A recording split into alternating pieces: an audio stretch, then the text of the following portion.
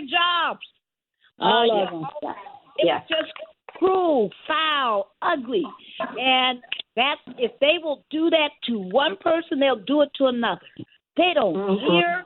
That's, the corporate profit-making sector. Folks, it's time for us to come up with more independent solutions.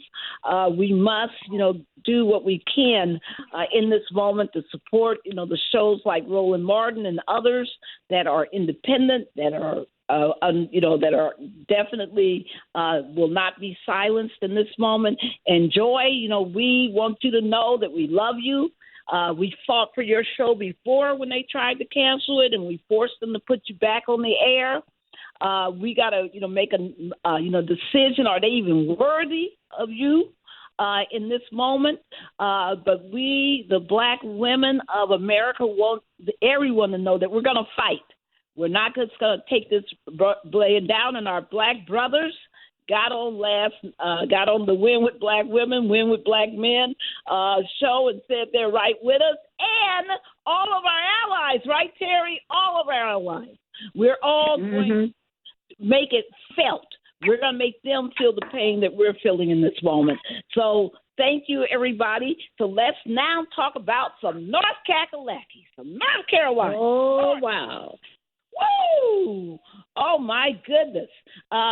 People, if you haven't heard about the threat to democracy that's going on in North Carolina, we want you to listen hard right now to hear about this really horrific, anti-democratic, and I mean little d, just our, the threat to our democracy, period, that is being felt in North Carolina. So, Reverend Sadler, you've been on the front line of opposing what's happened. Tell our national audience what is going on in North Carolina regarding your state Supreme Court. Well, our state Supreme Court is a very clear example of what can happen across our nation if we're not paying careful attention. We had an incredibly tight race between Justice Riggs and a lower court judge named Griffin that was down to the wire. I think that the end vote ended up being 734 votes difference in an election that included almost 5 million votes. So what ended up happening is the Republican General Assembly decided it did not want to concede this election. Griffin was empowered to continue to oppose this, asked for multiple recounts. And the interesting thing is that with each recount, the number of people, the number of Allison Riggs votes seemed to get higher. And now they're trying to push this up to the court system to reject this. And the way they're trying to do it is by disenfranchising more than 60,000 North Carolina voters, people who did the right thing, that registered and played by the rules, by all the laws that were in effect when they registered. But because of a hiccup, a misstep, they're trying to throw people out. And you would not be surprised to find out that most of the people they're trying to throw out are Black and brown people, people with names that are Black and brown, people who come from different areas, so that they can try to get the majority vote. They don't seem to understand that this seems to throw out the rest of the votes in North Carolina that at the level of the General Assembly seem to favor the Republicans still. But this, they would imperil the whole system to control this one particular seat. And so they continue to fight it. It continues to go on. And instead of him just saying, like anybody else in the midst of an election, when you know you've lost, I've lost, let's let those people who are empowered take their rightful positions and do the work of the people. He's saying his personal personality, his ego is bruised, and he's not going to let go until he tries to get what he wants by hook, by crook, by disenfranchising North Carolina's voters. Yeah, and I think that you're right on it, Reverend Sadler, because, if anything else, the one thing that this North Carolina judicial election does, it certainly lifts up the importance of voting, because you had 5.5 million people that participated in this election, and it's down to 734 votes through which Judge Griffin lost this election, and that's the difference that's in here. But one of the things, Reverend Sadler, and perhaps you or Brenda can speak to it, one of the things that appears interesting from all the research that I've done on this is that the areas that Griffin is focusing on, he's not all of the area of North Carolina.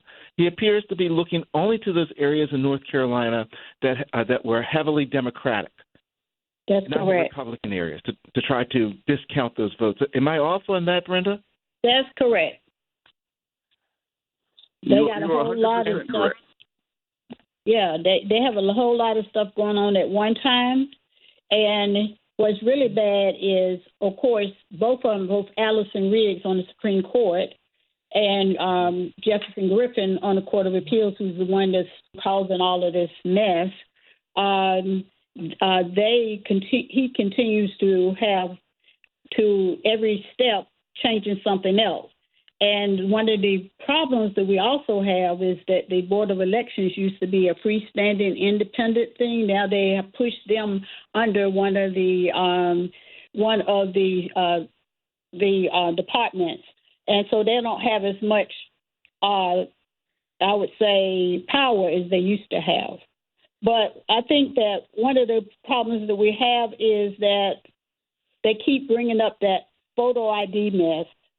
And also they keep bringing up how voters do not complete their application when that is not true. So they're also trying to find out driver's license numbers and Social Security numbers and things of that nature.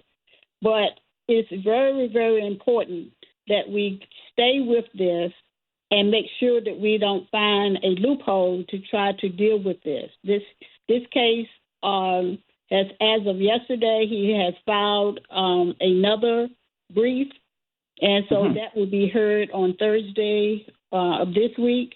So it's just wasting up resources, starting all over again, and it's a problem. At some point, this has to stop. Amen. And, the amazing thing to that, Brenda, is the action that the Superior Court and the Intermediate Appellate Court has taken, because the election still has not been certified for the state of North Carolina for this race, and they issued what they call a stay, right, which is saying that we're not going to let there be a winner to be declared until some point in time, perhaps when the Supreme Court hears it. That seems really odd to me, and it's got to have an impact on the court system in North Carolina with the cases that are being heard. Am I off on that, Reverend Sadler? Yeah. No, I think that you're right. I'll let Brenda parts of it, but it's saying that one justice who might be Democratic leaning is not able to weigh in on different rulings, not even able to weigh in on her own factor, because she's got to recuse herself from this as a concern. She's an incumbent justice of the Supreme Court, and she should be participating in rulings on a regular basis, but not allowing her to be fully seated, declaring the election to be settled. It's disenfranchising the people of North Carolina. It's taking away our voice and our vote.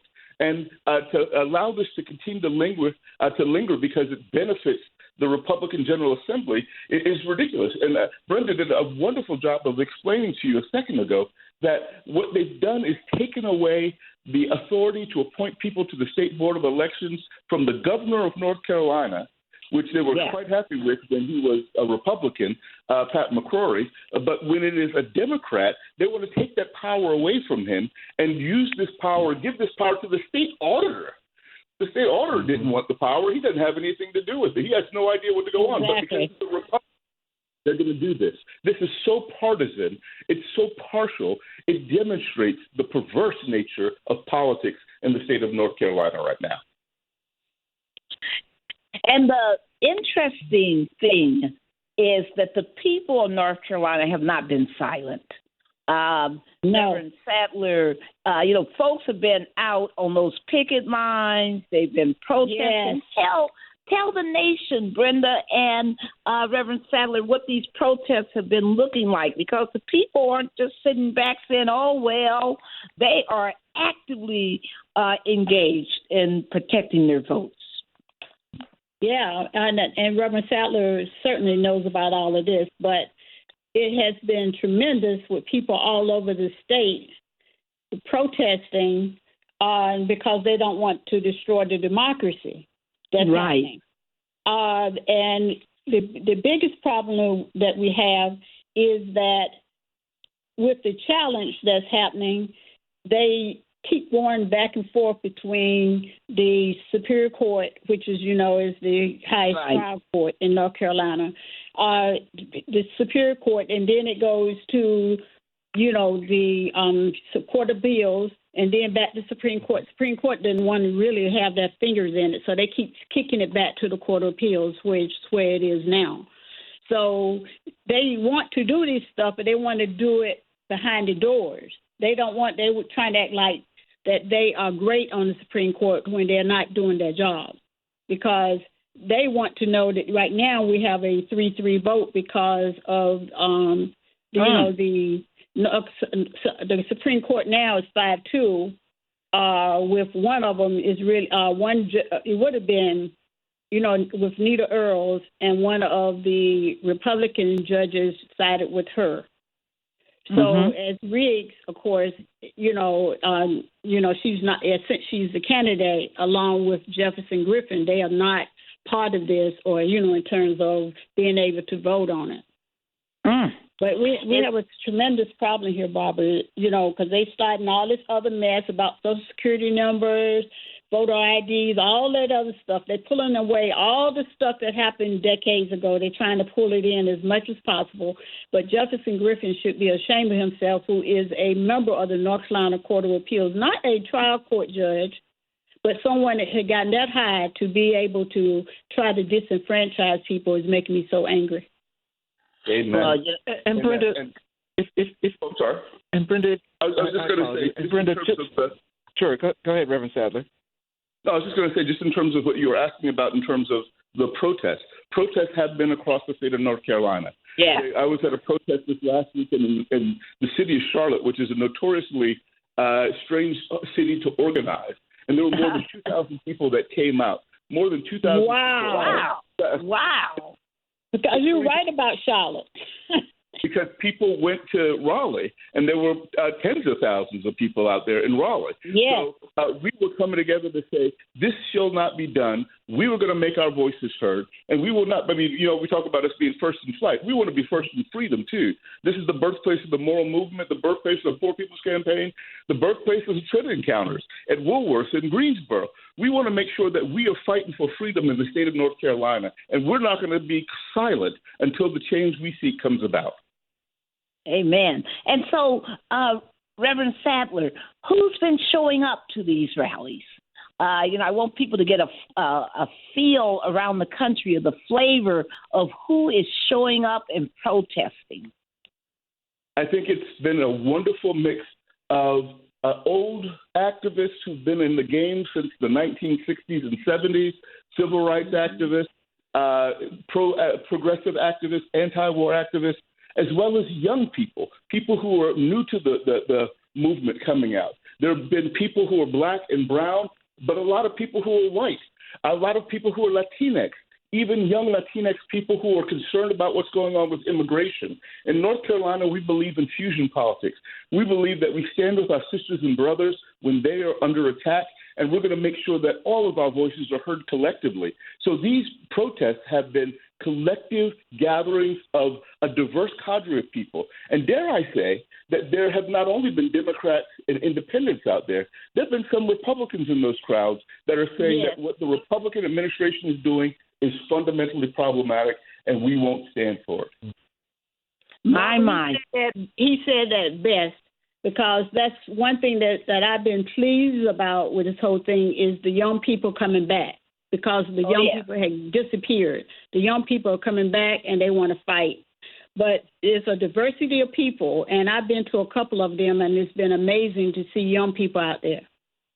What do you want? But isn't it also true that even with North Carolina, that the partisanship part of it, if you just look at North Carolina by the raw numbers, it's almost an even split, 50-50. So it really makes me wonder, is it the gerrymandering thing that has put it in the position that we're in now with the judges and everything? Because in North Carolina, traditionally, it could go either way.